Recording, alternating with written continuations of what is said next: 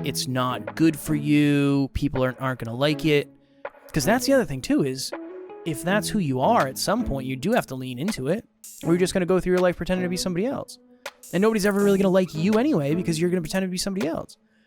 I want to pretend no one else exists, and I want to just ask myself from this current version, right? The stuff I valued about myself when I was in 5th grade is different than the stuff I value about myself now.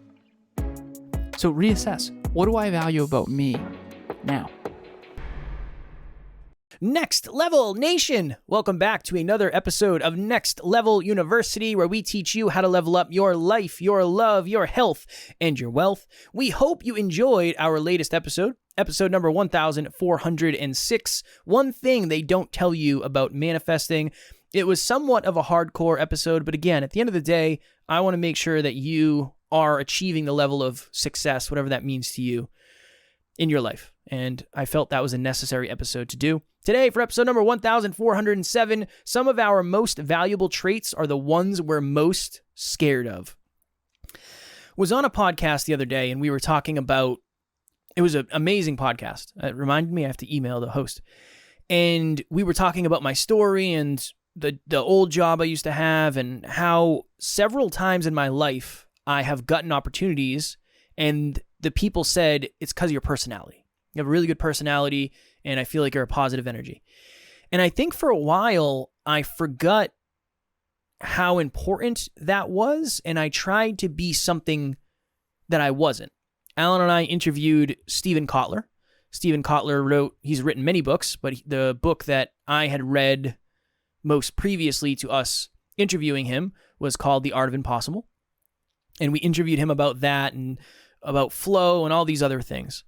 And there was a moment during that interview where I was like, I am way out of my league here. Alan and Steven Kotler they're like best buds. And I can tell Steven kind of thinks I'm a little bit of an idiot. Because one of my questions was, what is your opinion of something about flow? And he's like, well, there really is no opinions. I mean, it's just like science, the way it works. I was like, yeah, okay. That's a swing and a miss for the kid. But I had a moment during that episode where I said, you know what? I'm not going to try to be, and I should probably listen back, but I remember having it internally. I'm not going to listen back. I remember having it internally where I said, I'm just going to be me. I'm just going to be funny Kev who admits that he doesn't really know what's going on. And for a long time, I thought I had to be the expert on everything and have every single question perfect. And yes, I want to get better, and I'm focused on mastery and getting better, but not having to switch the positive parts of my personality to do that, right? I've worked a lot on my character, and there's some parts of my personality I got rid of completely because it probably wasn't serving me. But there are also other parts that I love, and I've gotten really good feedback on. So that's where I came up with the thought for this episode. Some of our most valuable traits are the one we're most scared of. I was afraid to be more myself because I thought the guests would not think I was valuable. I thought Alan wouldn't think I was smart. I thought you, if you're watching or listening, would think I didn't know what the hell I'm talking about. And I was talking to somebody the other day, and I said, one of the reasons I love going on podcasts is because I can just be myself now. I don't really have to put on a show or put on a mask. This is just who I am. I talk about, right now I'm wearing Best Cat Dad Ever shirt. That's what I'm wearing right now. And I'll go on shows and I have a cat coaster. I show the cat coaster all the time. It's just like, I don't know. I feel comfortable being who I am. And for a long time, that was the thing that made me the most intimidated, or I was the most afraid of. And that interview really broke something loose for me because it forced me to just lean into who I was and stop trying to pretend I was somebody that I wasn't. Now, disclaimer, of course, I'm always going to try to get smarter and learn more about that stuff. That's not the point. The point is, in that example, I was trying to be something I wasn't, rather than just saying, you know what, let me just lean into who I am as a person, because I've been told many times that's a valuable thing to be. So for the longest time, and Kev has articulated this on many episodes, for our new listeners, I'll re-articulate it. For the longest time, years, Kev was doing what he believed he had to do to be successful. Totally understandable. And what he believed he had to be or do to be successful was be more like me. And there was some validity to that. Get more organized, be more structured, track some habits, right? there's some parts of that was true. And quite frankly, Kevin wouldn't have gotten to where he is today if he didn't adopt a lot of those things. But how do you adopt those things and stay you? One of our early peers, his name's Anthony Trucks, and he had a quote that I will never forget. He wrote a book based on this quote, actually, called Identity Shift. Excellent book. Excellent book. He said, what you create creates you. I think what you shoot for creates you. I think who you surround yourself with creates you. I think the work you do in the world creates you. I think what you say, think, do, feel, and believe all have to be shaped and molded based on your goals, core values, and core beliefs, and the people you surround yourself with, which is core community. Now, that being said, pre-Steven Kotler interview, which was a huge breakthrough for Kevin and I because we both realized more of who we were. Prior to that, Kevin was trying to be more like me, more like Steven Kotler. The deeper root underneath this is, I think, Kev, you had and I would love your verbalization of this, but I think you had a moment of, I'm not ever going to be like that to the extent that they're like that.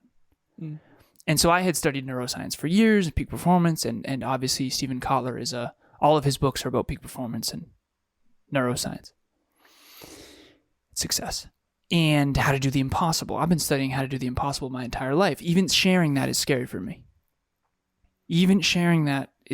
I've always wanted to do something that's never been done. Of course, I'm going to know more about that.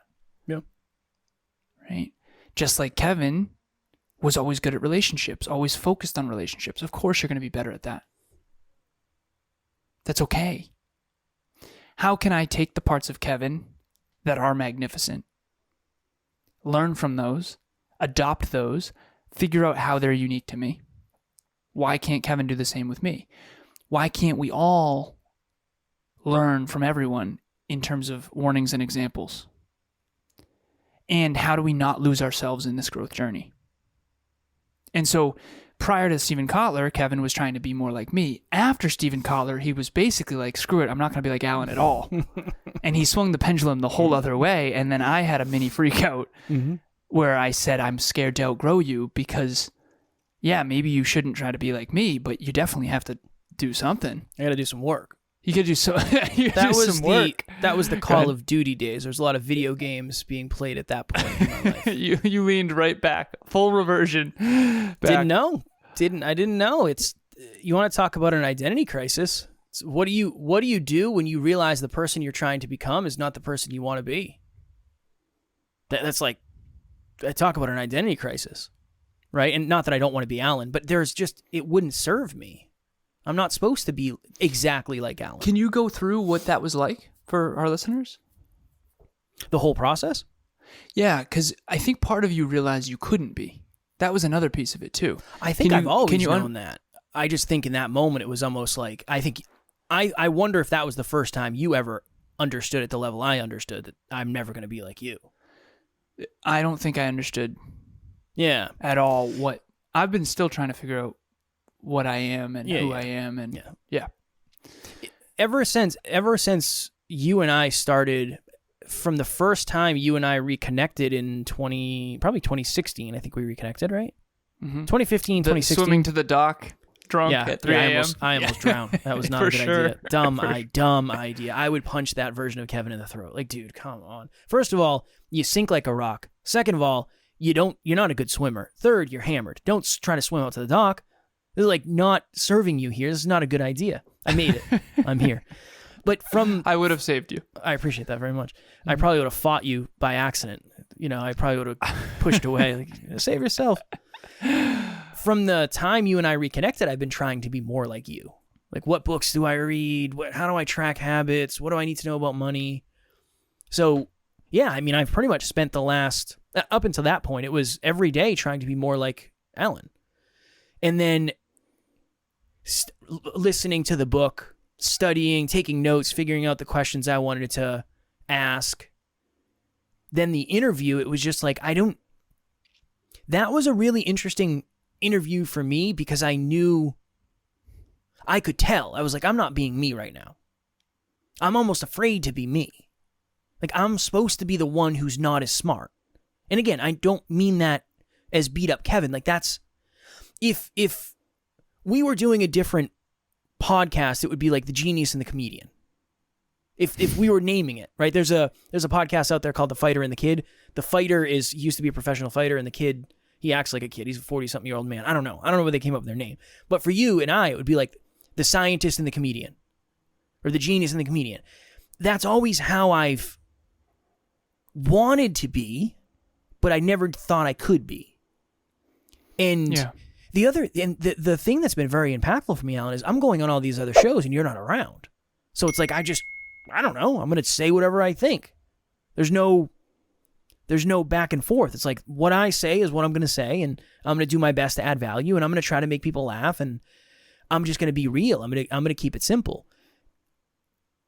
That's been the journey for me, is just, okay, this is what I've learned.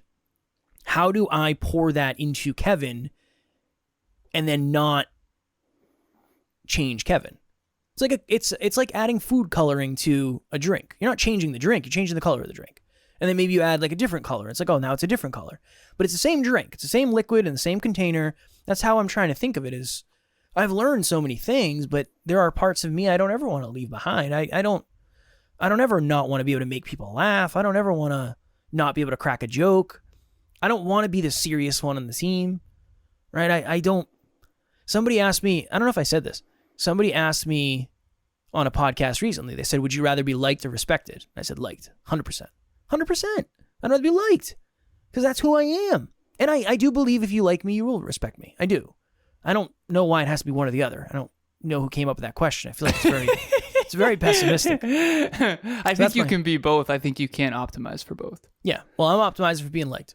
If you don't respect me, please like me. You're definitely more liked than me, for sure. I think unconsciously, maybe not as respected. I don't know. Well, I really don't know.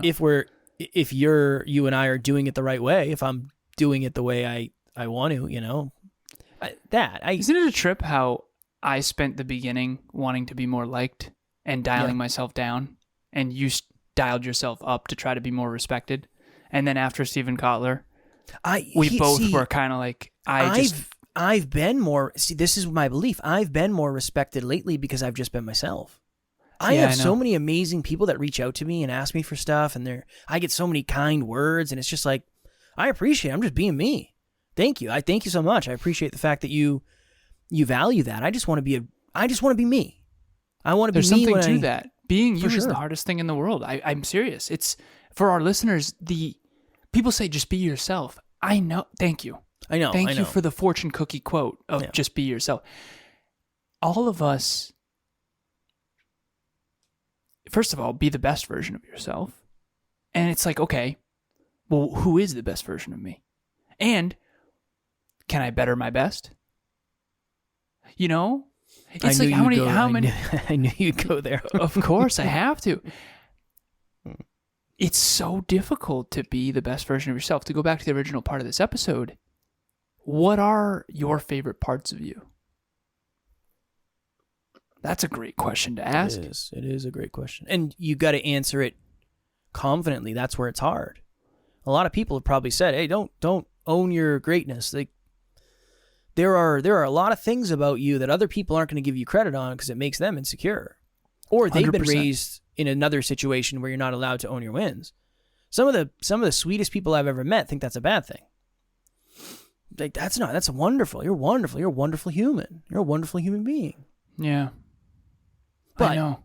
This is how different you and I are. When you were saying, I thought you were going to say you can better your best, and then you can better your bettered best, and you can best the bettered best of the betterness. I thought you were going to. That's Emilia, man. I thought you were going to say Emilia. that. She's 1,000 levels. My natural thought was this. Of course, it's hard to be yourself because when you're somebody else and you get hurt, you don't have to own it because it's not real. But when you get hurt as yourself, it's personal. Like, that was me. That was what I wanted to be. That's why I think that Stephen Kotler thing, I appreciate that. I don't know if I've ever connected that fully. I am always thinking of weird stuff. Just all the time. That's like a weird thought for me. But I like That's a unique one for sure. I had never thought of that. You do sometimes think of things I don't think of. Of course. It's quite frustrating. I'm the man when it comes to some things. And then other things, I'm not the man. Sometimes it's because why would you ever think of that? No, I'm kidding. I think I'll never ever forget this when Kev's like, you ever realize you just like get on a plane and you've never met the pilot and you just like get on and say, okay, take off. Like you don't know them. Never meet them. Yeah, you don't know. You don't even know what they look like. You never shake their hand, nothing, Nope. Yeah, I always try to say thank you at the end because usually the pilots will have the door open. I always try to say thank you because I same with the stewardess or anybody, flight attendants. Flight attendant. Anybody, any one of you could be flying this thing. I wouldn't even know. I have no idea who's behind that door. Could be any of you. So I appreciate. Thank you. Thank you for doing your job well. Thank you. And getting us here safely. Yes. Okay. I want to bring this to. So you said when you are yourself and then you get hurt, it hurts more because it's who you really are. Yeah, you can take it personal because it's personal. Yeah, maybe that's part of why none of us are our full selves with people. I would say it is. Because it's so vulnerable to be your full self and then get criticized. Because I think a lot of that's unconscious. Like if you're a different version and then you get criticized, it's like, wow, that wasn't the whole me anyway. Yeah. Or like, I didn't try. It's not that big of a deal that I failed. I didn't try that hard. The baked in excuse, the baked in thing of, well, if it doesn't go well, at least I didn't give it my all. I think the identity is like that too. Okay. What pre-Steven Kotler, that version of Kev, do you think there was a protector that was like, I don't want to go through the IFS, internal family systems and all that stuff. I'm trying to keep this as simple as possible, but powerful. You were not vulnerable, essentially. I think I thought I was vulnerable because I would talk about things that other people wouldn't. But I wasn't necessarily vulnerable from the place. The episode we just did was a very vulnerable place for me. The episode about manifestation, that was very vulnerable for me because I'm terrified people are not going to like me after saying that. But they would if you admitted that. Well, that's what I've come to realize is I agree, and I'm sorry to interrupt you. I'm not, okay, I want to share this. We did a Relationship Talks virtual event. I'm not scared that I can't communicate this. I had never heard the content before. Emilia creates the content. We align on it. We have a vision. We whiteboard, and then she creates the slides. I literally, and you know the deal, 20 minutes prior, I'm like, I review the slides, and I'm like, okay, good, get rid of this one, get rid of this one, good, get rid of this one. You've seen me do that 1,000 times, and then I present it. I'm not scared of my performance.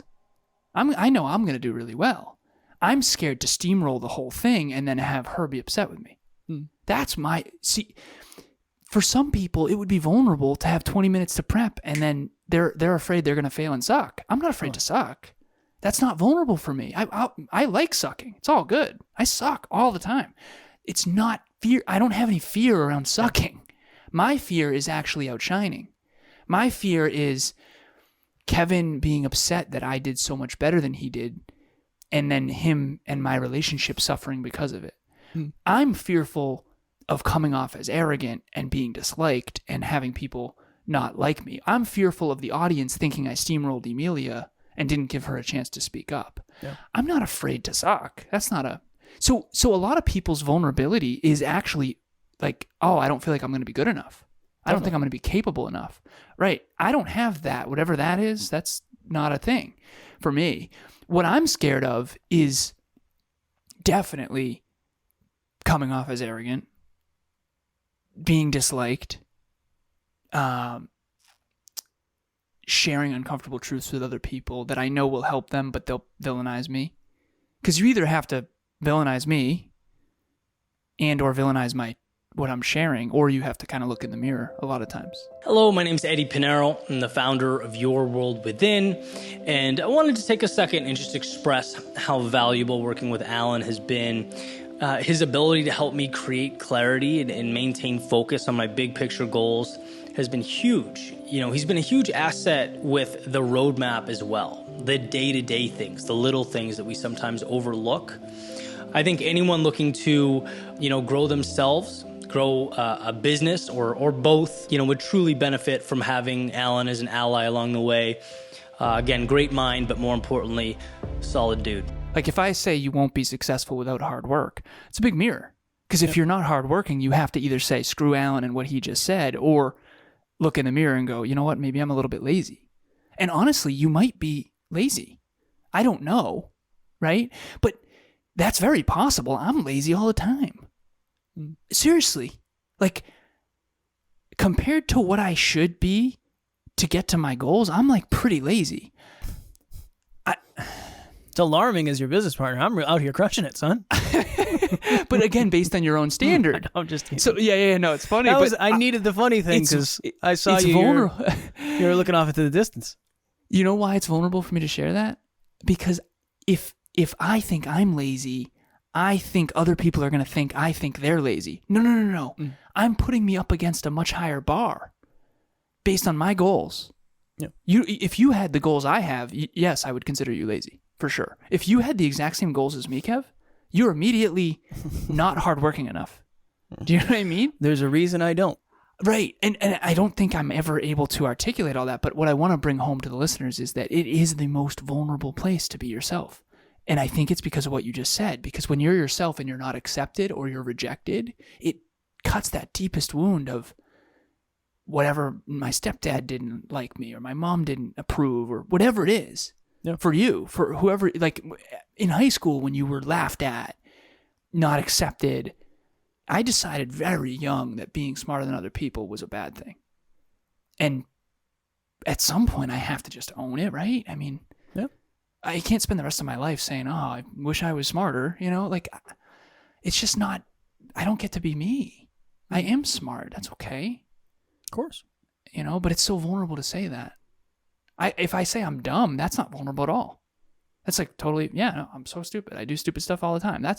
See how there's no, but if I say I'm brilliant, I'm like wildly intelligent, and I always have been, and it's always been a real hurtful thing for me when it comes to my relationships, because I've very rarely been in a relationship with anyone, friends or family or intimate, that are even close. That is like, don't say that. Every protector I've got is like, no. But I'm so sick and tired of hiding. I'm so sick and tired of hiding. I'm so done with it, Kev. And I hope you are too, man. And hopefully all our listeners can just kind of be careful. It can be dangerous. Like, you are going to get attacked and villainized. I mean, we have a lot. The more I've shined, the more I've gotten love, but the more I've been attacked too. And I think that's the hero's journey. That's how you become the hero of your own story. I would go back to the original thing of my next level nugget would be stealing yours. What do you love about yourself? What are the valuable traits? Like, what are those? You have some.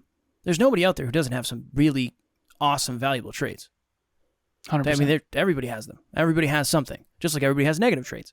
Everybody has something. You always say, what is it? An example and a warning. Mm-hmm. All right. So there's something that you have that is valuable. Are you running from it? And have you convinced yourself that it's not good, it's not valuable, it's not safe, it's not good for you, people aren't going to like it? Because that's the other thing too, is if that's who you are, at some point you do have to lean into it, or you're just going to go through your life pretending to be somebody else. And nobody's ever really going to like you anyway, because you're going to pretend to be somebody else. You can't, my favorite, I said this on a podcast the other day, I was like, I probably sound pretty ignorant or pretty arrogant, because I'm always saying one of my favorite quotes, and then it's something I made. I was like, does that sound arrogant? And then she was laughing hysterically. She's like, no. And I was like, I don't know. I think you're probably you're a very safe place. I bet you other people probably think I'm pretty arrogant. One of my favorite quotes of all time. I believe I came up with it. I believe I said it back in 2000.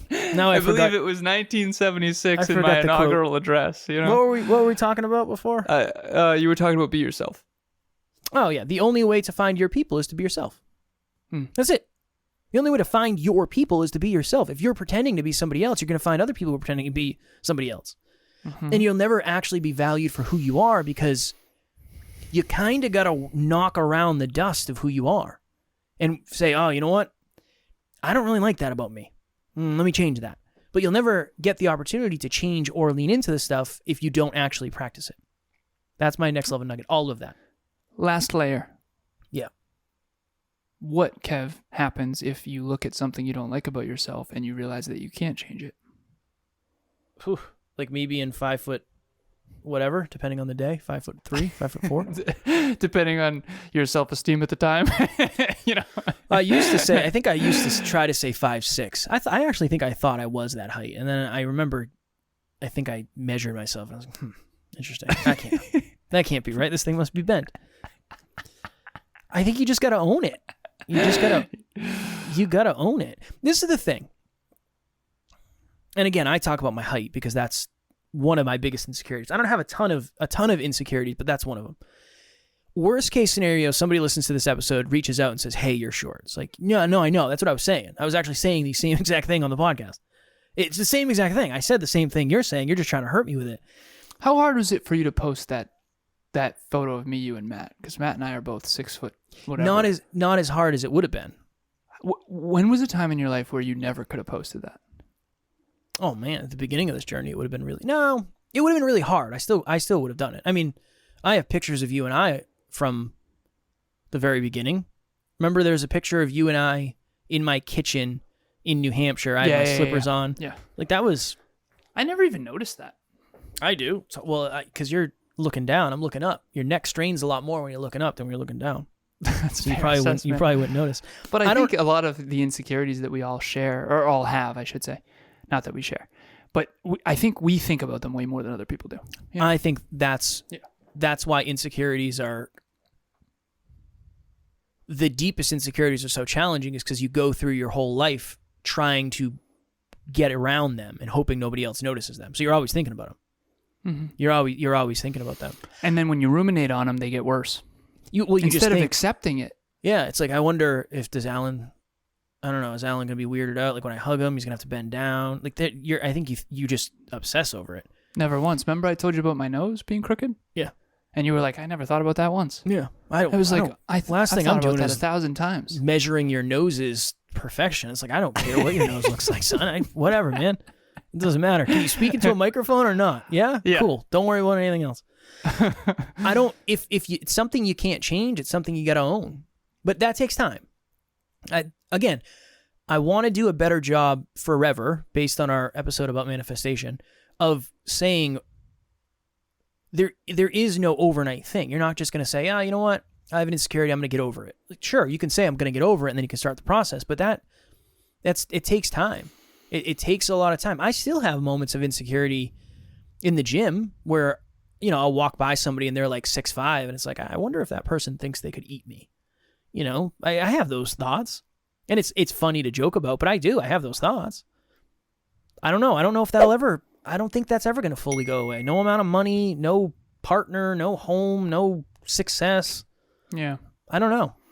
I don't know if it'll ever go away. It doesn't fully go away. I think it gets better. And I think that the other piece you can do is you can realize that a lot of the things that you've built strengths, like being in really good shape, of course that was an overcorrection to you being short, for sure. Because when a 6'5" person comes by, they're not going to think I could eat you. They're going to think, holy crap, this dude's jacked. Unless they're jacked too. Unless they're jacked too. They probably could eat me. Yeah. The Rock could eat me if you wanted to. What's your next level nugget? We got to go. You said yes. 20 minutes. True. And my camera's about to die. Yes. My next level nugget is this. Sit down and ask yourself what you really do value about yourself. That's what I said. And if you and that was my next level nugget. I'm not done. Okay. And from the frame of, I want to pretend no one else exists just for a moment. I want to pretend no one else exists, and I want to just ask myself from this current version, right? The stuff I valued about myself when I was in 5th grade is different than the stuff I value about myself now. So reassess. What do I value about me now? Write those things down. Not what other people value, not what your mom valued, or your dad, or your grandma or grandpa. Not what the world values. What do you value most?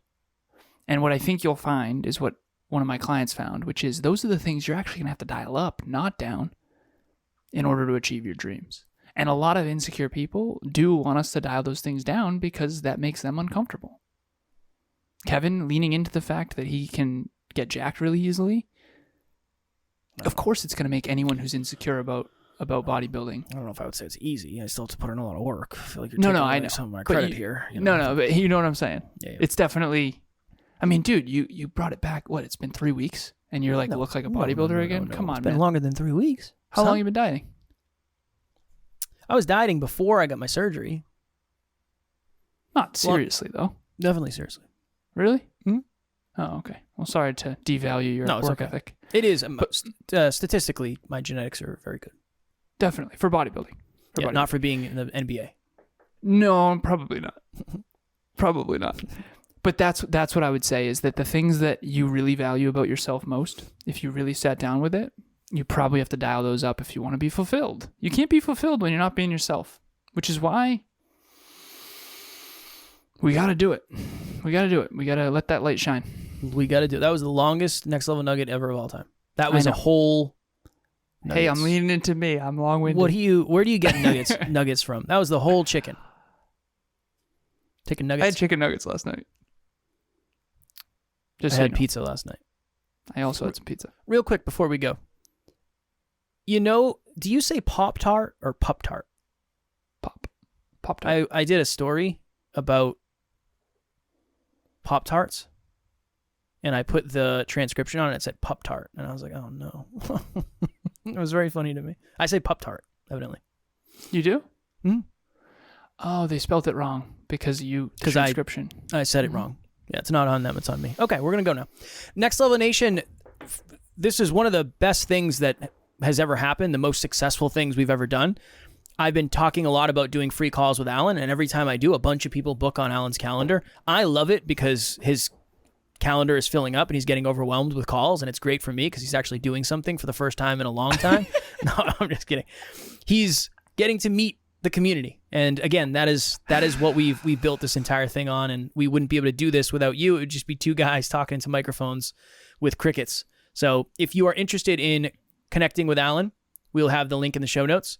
You can bring questions, you can get advice, you can get career advice, you can ask him how to get as jacked as Kev, whatever you're feeling, you can bring to him. But the link will be in the show notes.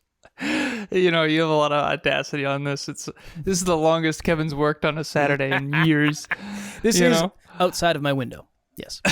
This is, what is it? My consulting hours are every other Thursday from 4 to 6. But I also want to achieve all of my goals. Okay. Book club is every Saturday at 12:30 p.m. Eastern Standard Time. We had, I think, 12, 13 people in there today. It's awesome. The rule is no more emotions books for a little bit because we did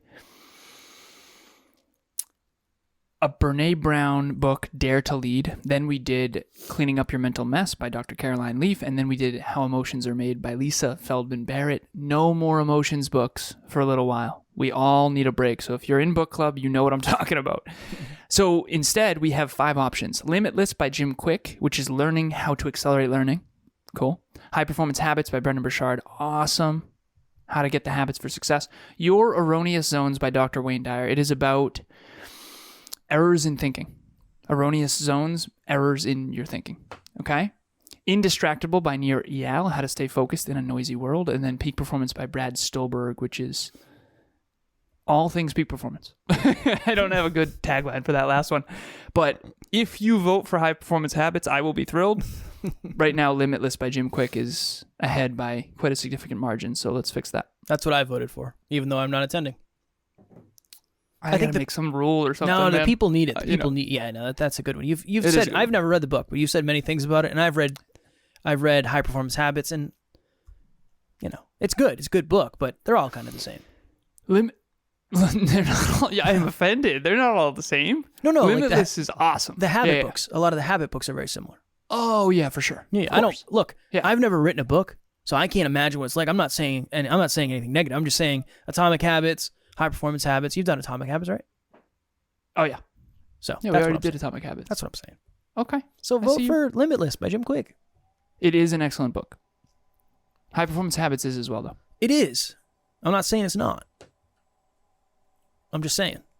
I'm not saying, but I'm just saying. All right, we're going to go. Next Level Nation, tomorrow for episode number 1408. What do your love languages say about you? I came across a very interesting post that said something about love languages that I've never heard before. We are going to talk about that in tomorrow's episode. As always, we love you. We appreciate you. Grateful for each and every one of you. And at NLU, we don't have fans. We have family. We'll talk to you all tomorrow.